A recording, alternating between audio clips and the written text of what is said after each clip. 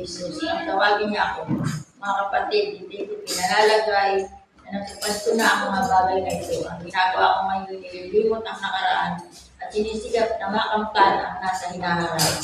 Papatuloy nga ako tungo sa hangganan upang kamutan ang gantimpala ng pagtatawag sa akin ng Diyos sa pamagitan ni Kristo Jesus. Ang buhay na hantong sa langit. Ganyan ang dapat na maging isipan ng mga matatag sa pananampalataya. Ito'y paunawa sa inyo ng Diyos. Ito'y paunawa sa inyo ng Diyos. Ang kailangan lamang ay pagpatuloy natin ang ating mga natutunan. Salamat po sa pagkabasa ng mga salita. Bakit po kaya may ibang nakakilala ng sa Panginoon ay hindi nagtatagal? Ano kaya ang dahilan? At ano ang dapat natin gawin upang maging matatag tayo sa ating pananampalataya? Nang makilala natin ang Panginoon, huwag tayong makontento na nakilala lang natin siya, kundi sikapin natin na makilala siya ng lubusan sa pamamagitan ng pagbabasa ng salita ng Diyos at pagdalo sa mga gawain ng Panginoon.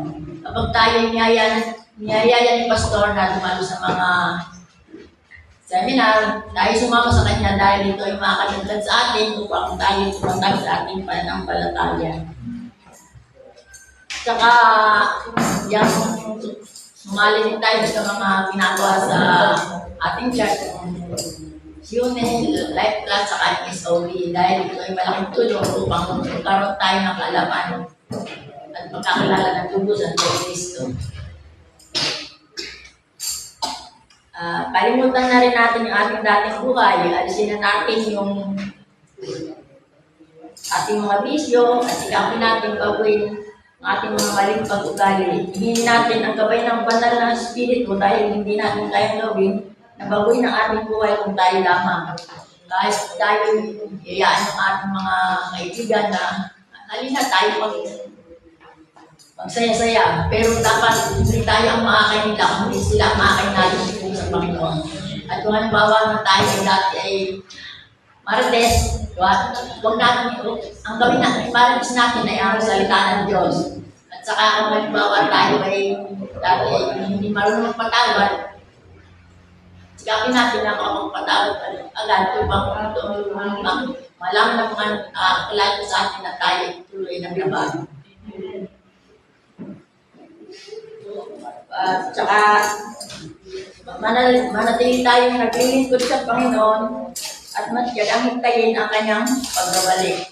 Dahil kung tayo hindi magtityaga, hindi natin makakantay ng kanyang pagbabalik. Dahil kung halimbawa tayo ay sumawa na sa atin ng palataya, pagbabalik ng Panginoon, wala na tayo. Paano tayo? Hindi natin makakantay yung buhay na walang hanggan.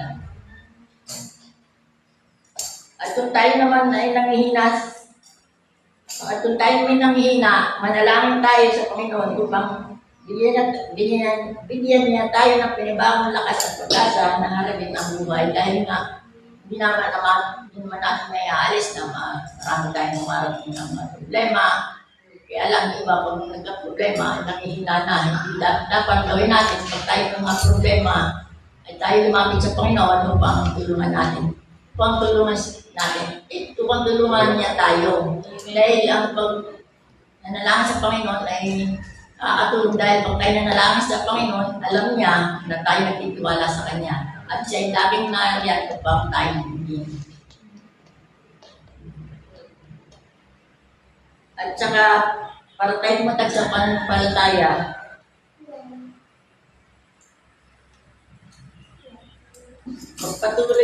pagpatuloy natin yung ating mga natutunan, yung gaya ng pagdalo sa mga gawain, pagdalo sa mga seminar, yung pagsunod kay Pastor, pag tayo niyayayaan niya. Yun ang ating magiging sandigan upang patuloy tayong matag sa pananampalataya. Ang tanging ko lang may iwanan upang patuloy tayong tumatag sa pananampalataya ay magkaroon ng pananabik na maglingkod sa Panginoon. Kalimutan na natin ang ating dating buhay. Pagpatuloy at isabuhay ang ating mga natutunan.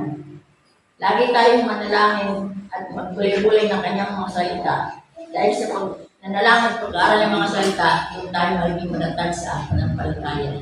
Ito lamang, salamat po. Manalangin po tayo.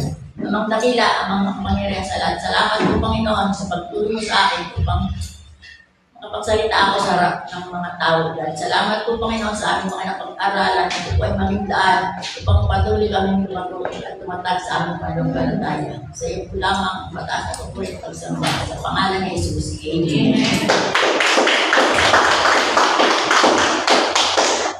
Ah.